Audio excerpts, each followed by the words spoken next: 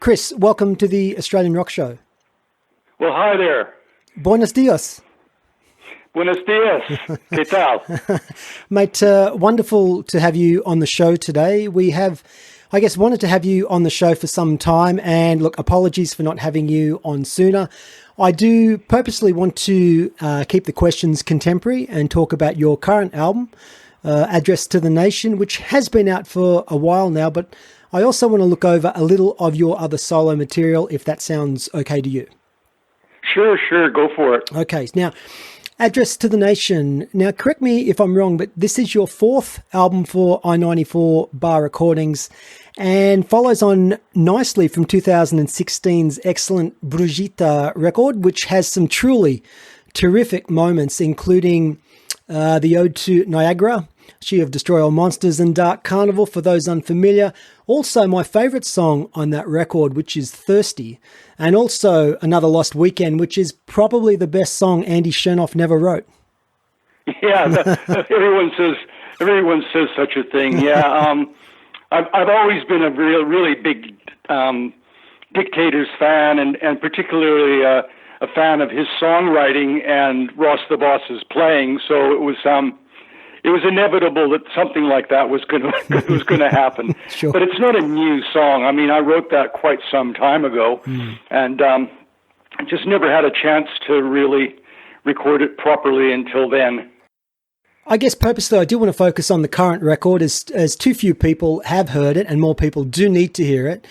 So if I can get your insight into some of the tunes on the record, we kicked off this show with the tune 1776, which is the first song off the record. Now, astute listeners with a leaning for history would know that 1776 was the year that the USA was established after freedom from Britain.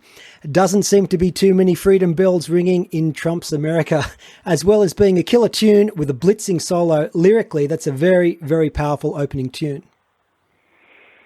Well, that song is sort of like a little lyrical history lesson. You know, it's just like little vignettes of what seems to me to be, you know, the American condition, and you know, and their position throughout their own history, and of course, being I guess overtly American themed, it had to have again a solo that kind of reprises the best of, well, not best, I don't know, but reprises Ross the Boss, and it has a bit of the MC5 in there, and then it has a little bit of Ted Nugent, and I was just having a lot of fun playing and writing that song. But yeah, it's pretty much an explicit commentary on the American condition. The US Bicentennial of 1976 really was a unified celebration that paid tribute to historical events leading up to the creation of the US as an independent republic, with its fervent celebration and, you know, sort of unbridled optimism. It seems like a lifetime ago. It's funny, I heard a journalist talking about the recent anniversary of 9/11, and he said 19 years ago, after 9/11, America was really unified, and 9/11 brought the whole country together. Yet now, 19 years later, America has never been so divided politically, racially, economically. America is kind of at war within itself. Well, yeah, and that's not too hard to rationalize, you know, because America really is a great political and economical experiment. You know, it's a company. Yeah, well, there was a Freudian slip, but that's true. It's a country stroke company, deliberately created, and you see the net result. It can't sustain itself. You know, America has, like many countries, no industry. The working class is redundant, and the only people that make money are the ones at the very tip of the iceberg, who do magical things with money that doesn't require workers anymore. So, you know, America is a vast commercial experiment that just finally frayed at the edges, and it's really easy to exploit people's fear and stupidity. I guess thematically, there's other tunes on the album that serve as your commentary on I guess the chaotic state of the world, the dangerous madness, as Wayne Kramer once called it, particularly on a tune like Gun Song, a backboard barrel and a bandolero, ounce of metal in your new sombrero. Great lyrics. Yeah, well, at the time I was, kind of just putting songs together.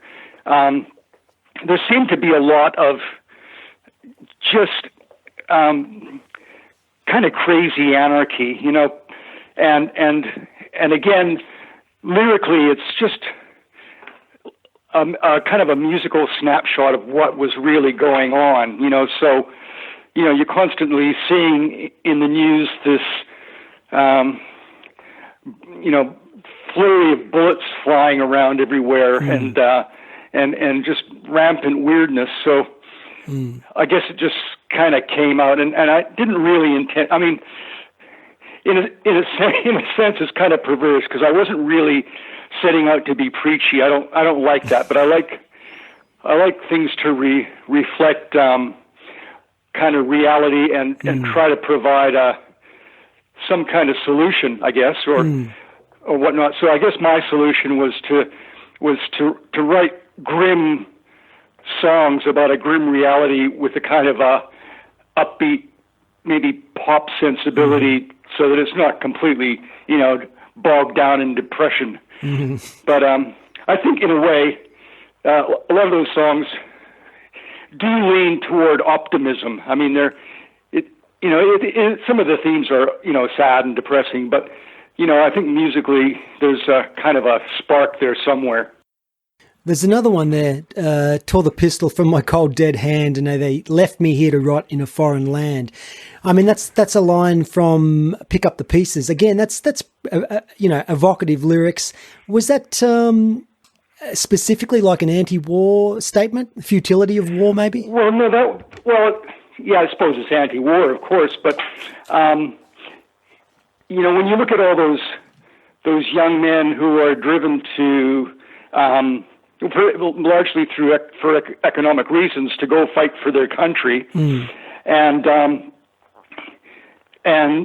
then they get no recognition, they get no support, they're left stranded. There's no one there to pick up those pieces, and that's what that song's about. There's also a lot of strong imagery in Wishful Thinking. Is that similar sort of theme, lack of lyrics about hands in the air, lack of tolerance, lack of respect? Yet the chorus does state, we can make it better, we can make it so much greater. So there's an optimism to that one. What's the inspiration behind that one? Well, I mean, that one there, that one's just pure cynicism. Yeah.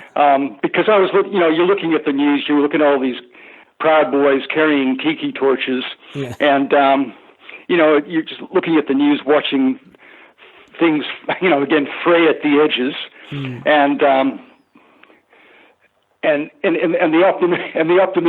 optimism is that we can make it better, but really we can't. So it's. I mean, I kind of by that stage I'd kind of thrown up my hands in despair and just sat back and watched the circus. Yeah. So your current band is a three-piece known as the Vivero Wave Riders. Hope my pronunciation was okay there. Guys who've been with you for a few years now, being Juan Martin Elcada on drums and Abe Corujo on bass. You've worked with Abe Corujo. Okay. Abe Corujo. We call him Abe Ryder. Actually, his name is Ibrahim, but sometimes the Galician names are difficult for me, so I ended up calling him Abe, and now everyone calls him Abe. So you've worked with a ton of musicians over the years. What do those guys bring to the table by comparison? Oh, well, they're just incredibly enthusiastic. This town is a very musical town. Everyone seems to do something musically. There's a conservatory of music here, of all things, and it holds the Resurrection Fest, which is one of Europe's biggest metal thrash festivals, and the world's biggest metal thrash festivals. And so there's constant activity in music, and these guys have that enthusiasm that's just prominent in the town. And they don't have the same musical background that I do, but they love to learn about it. So they're learning my musical vocabulary and then bringing their own thing to it. And so they're kind of exploring it, and it's new to them, which is, of course, I've been doing this for a long time, so it's nice to be around that enthusiasm. Sure. There's something fresh and new there. So you call Vivero in the northwest of Spain your home. What prompted the move to Spain, and particularly that part of Spain? You've been there for 10 years now? I've been here for almost 10 years, yeah. I moved here for love, really. And it was easier to move to Spain than it was to penetrate the mysteries of the Australian immigration process. Okay. So let's ask a topical kind of question about Spain. How challenging has it been in Spain this year during the COVID-19 situation? Spain being one of the worst hit countries with over 1 million cases and 35,000 deaths. Well, our area, which is an area called Galicia, is more kind of rural. It's kind of regarded as the Ireland of Spain. People regard the people from Galicia as the bumpkins and the peasants, but it couldn't be further from the truth. It's a fantastic, rich, vibrant culture. Nice. And when the whole pox thing kicked in, we were one of the first to put up strict protocols. So subsequently, we haven't been as affected as the rest of Spain.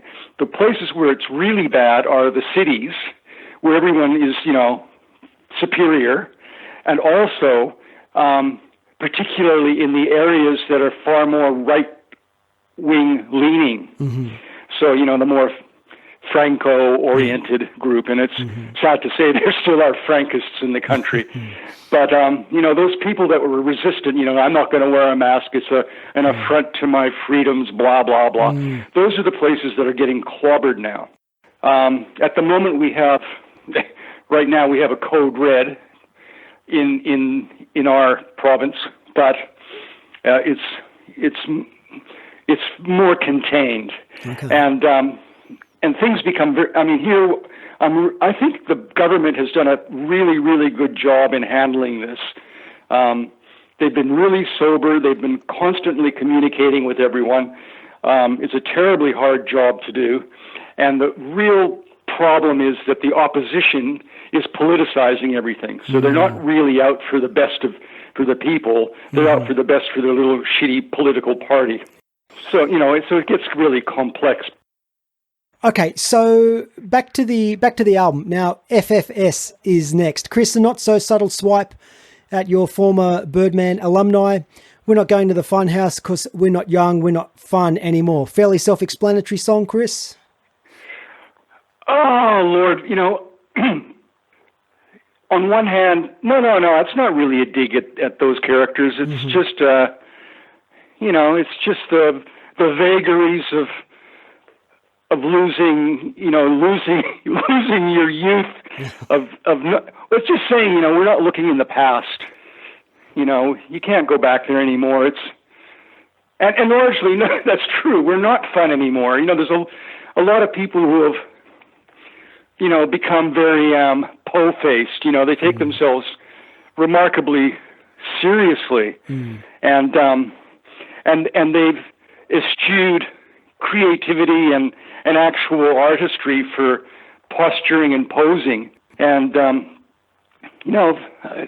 I just think that that's kind of lame. So I guess that song is a little, it's not bitter. It's just, kind of resigned. And lead singer syndrome. I must admit, I did like the lyrics. They made me laugh. Oh, yeah. I that had to happen. No, I was I remember I was in Sydney on one of my visits there. In fact, it might have been my last visit to Australia. And I was laying in bed, and the entire song just popped into my head. And I didn't have anything to do with it. I go, how can I play a country and western song? So we just sort of whacked it down in the studio and put it out there. But I've always been a real Commander Cody fan. Okay. And so I'm always playing with country music and I'm always listening to it. So it had to happen. So it has been a few years now that you have been out of both Birdman and the Hitmen. Was it hard for you to reinvent or rather reestablish yourself? No, not really, because I've always been writing and never had in either of those bands really the vehicle for the stuff that I was doing. There was limitations for everything, and the Hitmen wasn't going anywhere because I was obviously over here. But they decided to go into no direction whatsoever. So there's no particular songwriting in that band, and I just kept writing. And Birdman, that was just a fiasco. That was, who knows what happened there. I mean, all that's covered amply in Jonathan Sequeira's mockumentary. Sure. So you're in a good place in your life, and you've put a lot of that sort of stuff behind you to a degree. Does time sort of move on and time heals in some ways? It was immediately behind me because it was all a relief. Yeah. It was a long time coming, and the animosity wasn't from my camp, although it's painted that way. But I had been harassed and harangued for a very, very long time, and both of those parties had the opportunity to dismiss me from a distance, which basically says a lot for their character, for their collective character. So, I don't miss anything, and there's nothing to regret. I did, I did the job that I had to do the best I could for all that period of time, and now I don't have any responsibilities to do that. I don't have to play, the same old tired stuff over and over, progressively worse. I can, continue to develop and go places where I want to, and I'm surrounded with people who are enthusiastic and optimistic and just are here to really have fun. That's good to hear. You did mention that there's a couple of previous bands didn't perhaps allow you to put out material that was a little different from those confines. And I guess what I like about the song Trance, leading into that, is that it breaks expected confines and sees you using sounds and perhaps instruments that you mightn't have used. It's got a very ethereal vibe and even some chanting at the end of that tune. Well, that sort of harkens back to the Screaming Tribesmen, because I think when I was writing that, I was thinking of Mick Medieu, and while I don't have his voice, I think that's very firmly in Tribesman territory, we get to play with Leslie speakers and do stuff that, might be frowned upon elsewhere. Is it important for you to push yourself creatively and explore new boundaries musically, both as a musician and as a songwriter? Well, yeah, because I don't want to keep on repeating the same motifs over and over, and as you get on, as a person, as a guitar player or a musician or whatever the hell I am. I sort of realize that I have my own innate limitations, and so it's trying to, get better as a player or whatever. And so, I play every day. I sit down and I plunk and I try to, I'm not a flash player, but I try to do stuff I can't do. I hear it in my head, and then I go, oh, I can't do that. So I try to do it. And so I'm always kind of, pushing myself, and wherever that goes, I guess that takes my writing and playing. But right now, we're kind of in a position where the band's a really tight little unit, and we're thinking of recording just more or less live, like a just 3-piece, stripped right back, and see what we can make of that. And that's that's quite a different kettle of fish. It's really scary because your bum's hanging out. Okay, so if we look at a song like All Around, which probably comes close to my favorite song on the record, it's great use of melody and hook and harmony vocals. That would be the obvious radio single if such a concept still existed. But to me, that's a great illustration of heavy power pop. What's the story behind that one? Well, oddly enough, that's the one song I didn't write. Oh, really? Okay. Yeah, I didn't write that at all. That's a fellow named Greg Bowen. He lives up in France, and he was the guitar player in a band called The Outside. Okay, which you did some stuff. And I used to go up to France every couple of years and do a little run with those guys, and they had a whole heap of really catchy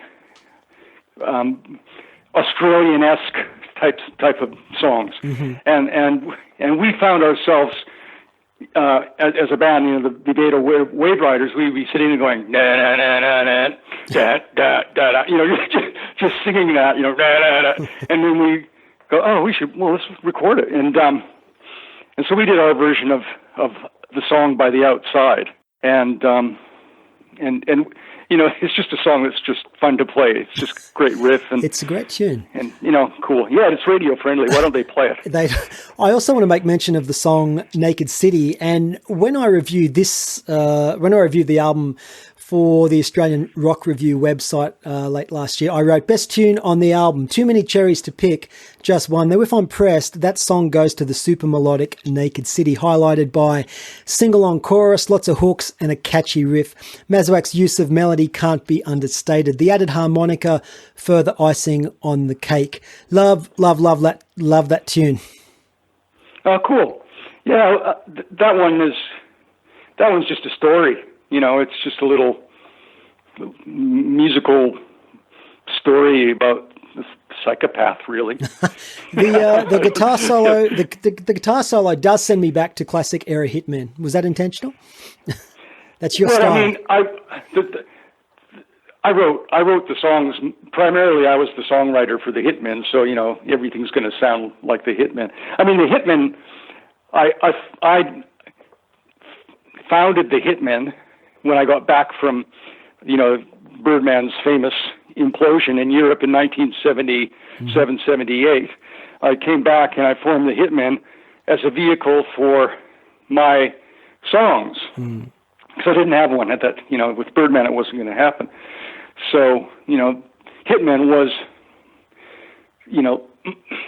my songwriting. And so if it's going to sound, if anything's going to sound like the Hitmen, anything I write will sound like the Hitmen, except for no one complains about too many words.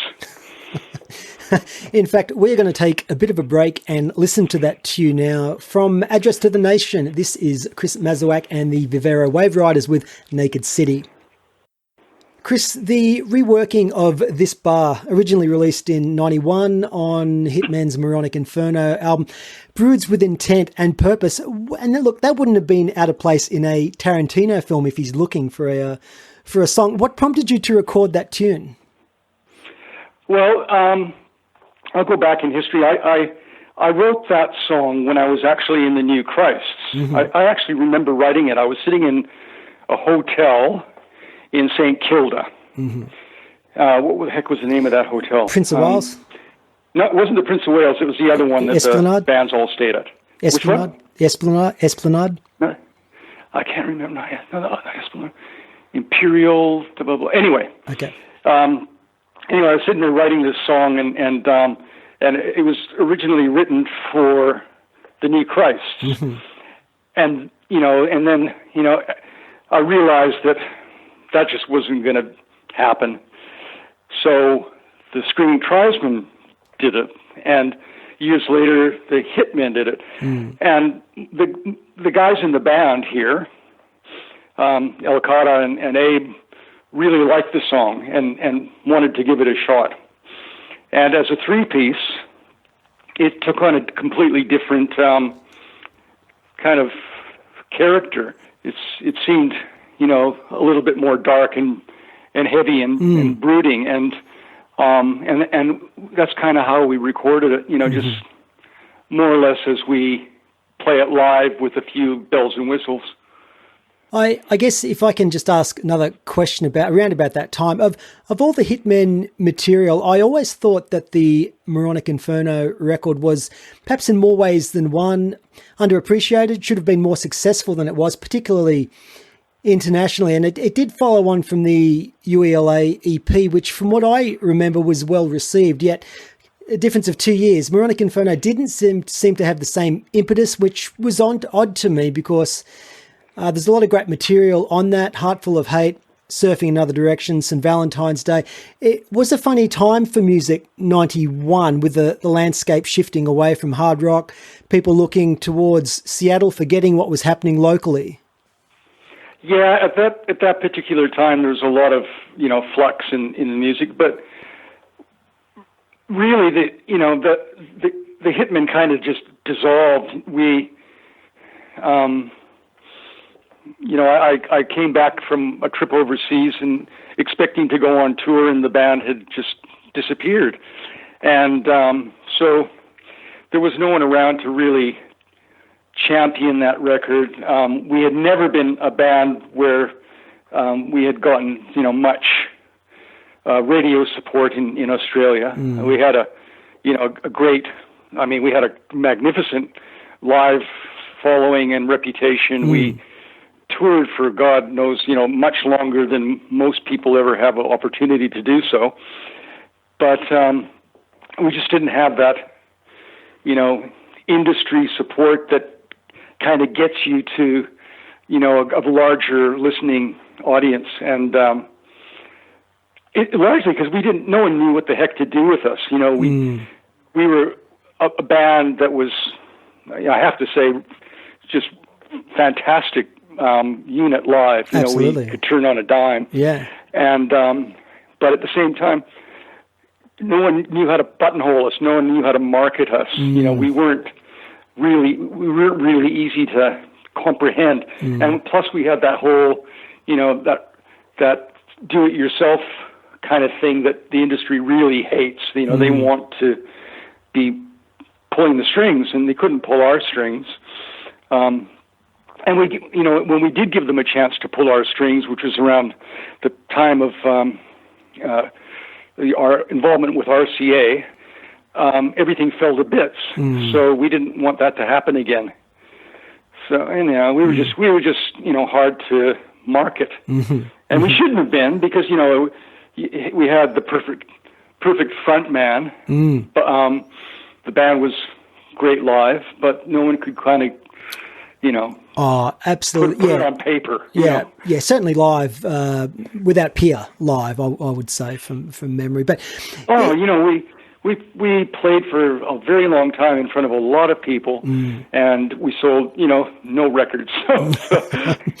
Now, you've always been a prolific songwriter. How does your songwriting differ in 2020 from, say, Chris Masuak in 1982 as a 22-year-old? Or rather, once you wrote about cars and girls, and nowadays there's a political and social influence? Well, it's kind of this thing where I don't want to write about crap. I feel like I have to say something without preaching. So I kind of... But I still want to make it entertaining. And, there's not really a heck of a lot of difference, except for now I have a little Porta studio instead of a cassette player to put my ideas down on.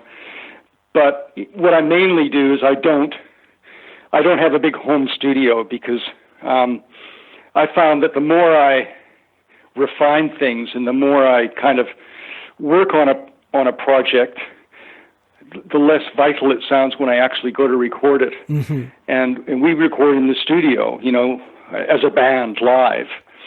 So, we don't want to dilute that, that spontaneity.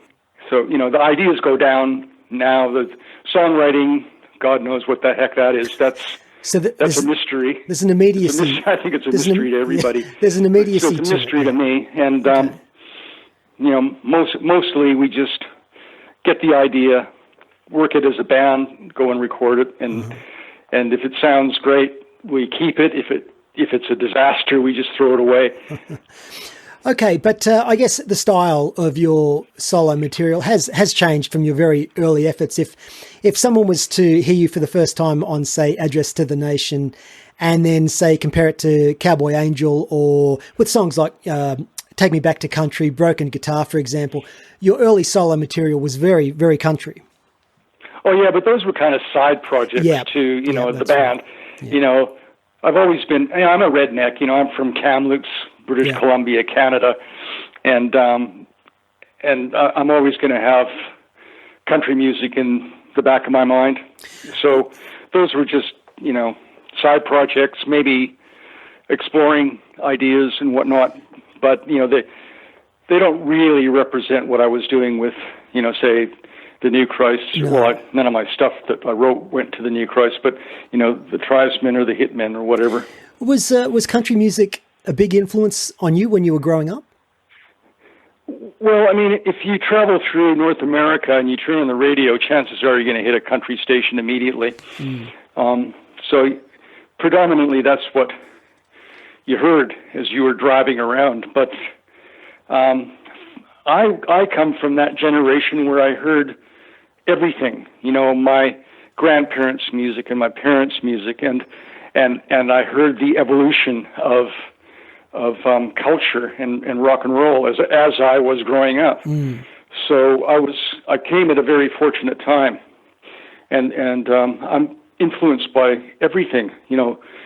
Johnny Mathis and Doris Day are as important to me as Commander Cody or the Stooges. Sure, I get that.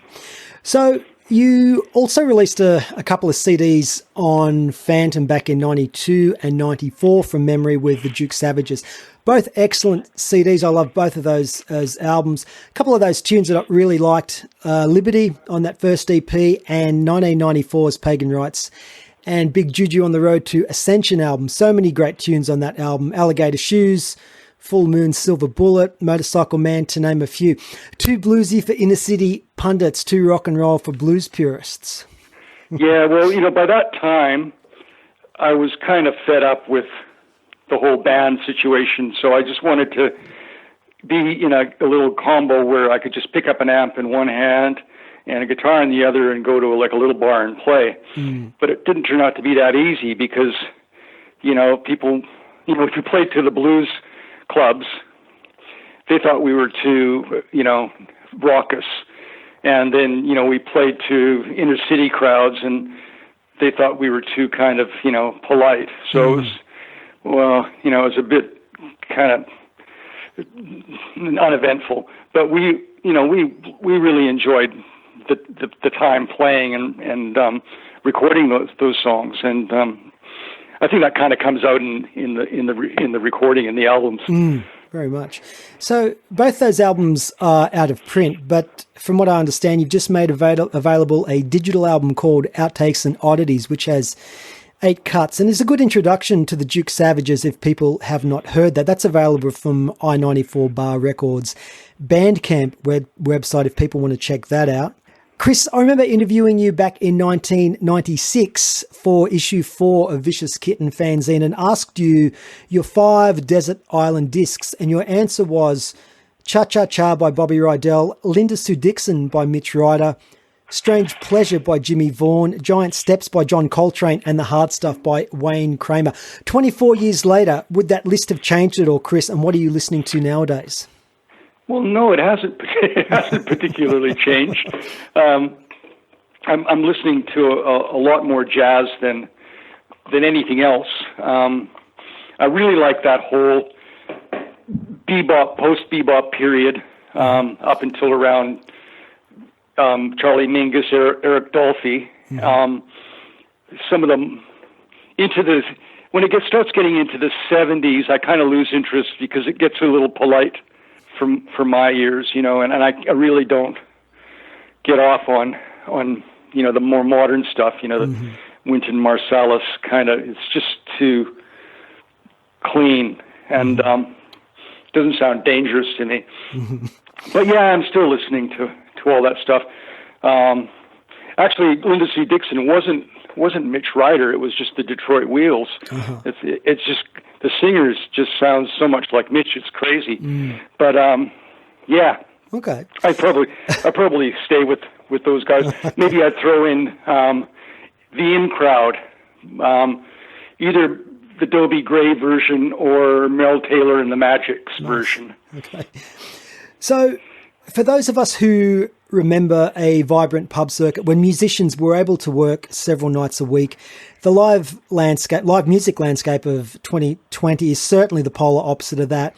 It's difficult to get people out of their living rooms, and people don't buy music like they once did. Do you have an opinion on the state of the music industry nowadays?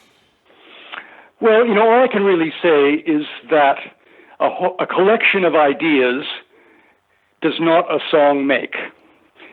And I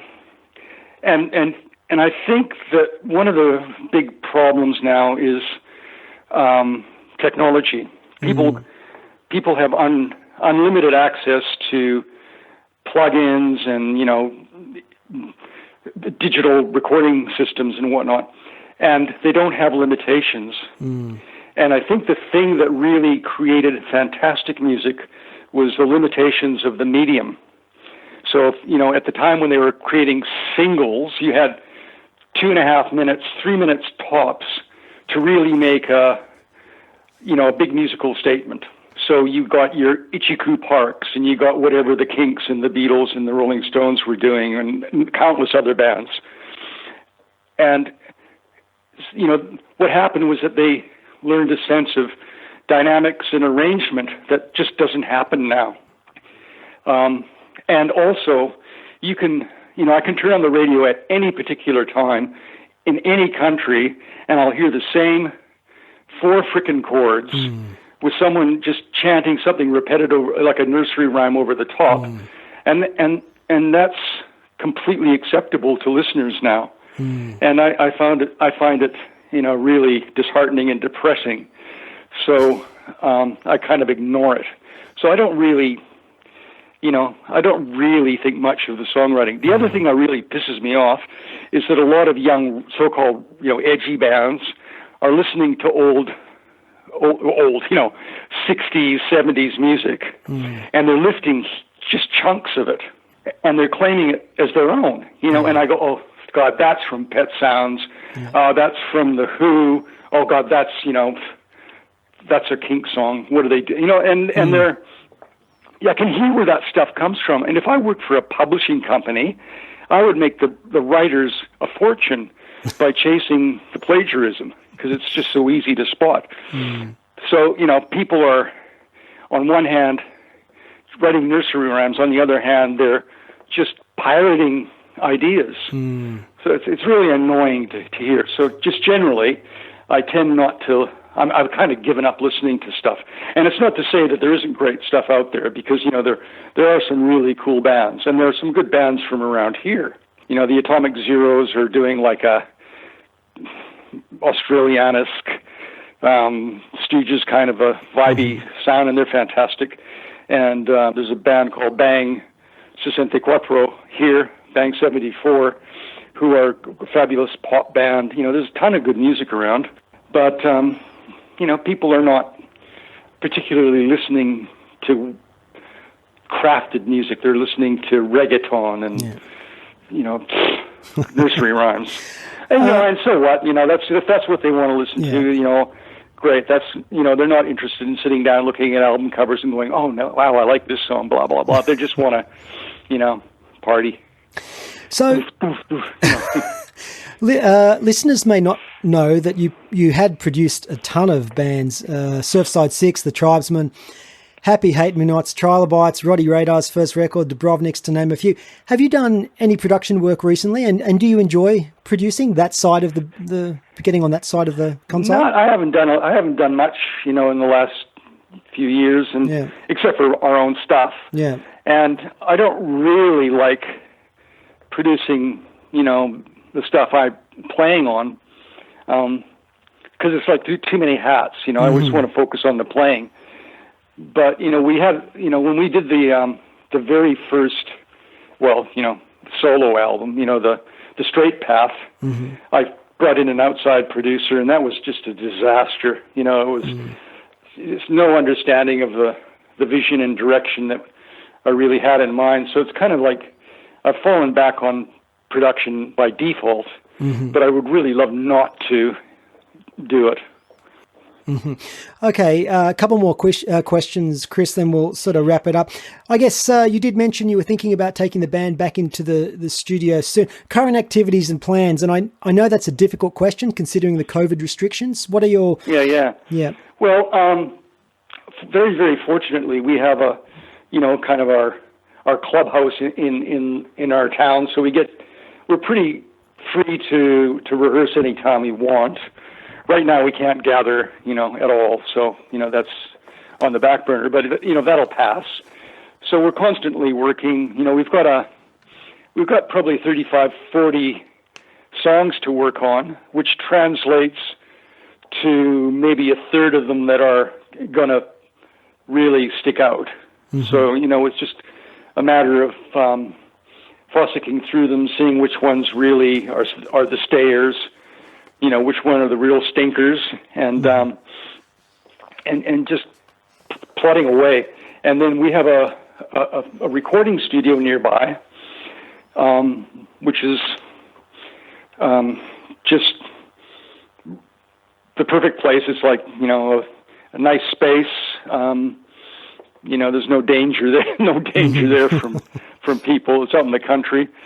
So, we're pretty fortunate. We've got the resources here, and, we can work on them. The thing that we really need to do, though, is to play live, because, recording something without whipping it into shape live is folly. You need to make all those mistakes in front of people to see what works. It's not the same thing, in rehearsal. I guess for everyone though, that's a question mark at the moment, isn't it? Who's to know what's around the corner? Yeah. Well, I mean, things will pass. Things will change. Antigenic shift and antigenic drift will run its course, and we'll be able to walk out in the sunlight again. But in the meantime, the real task is to keep busy. Keep active as best you can, and don't just, allow yourself to get lazy and fat. Excellent philosophy. I like it. It's very true. Well, you got to do it. Mate, there is so much more to your story that we could have talked about today, but didn't. As I said, I wanted to keep it fairly contemporary.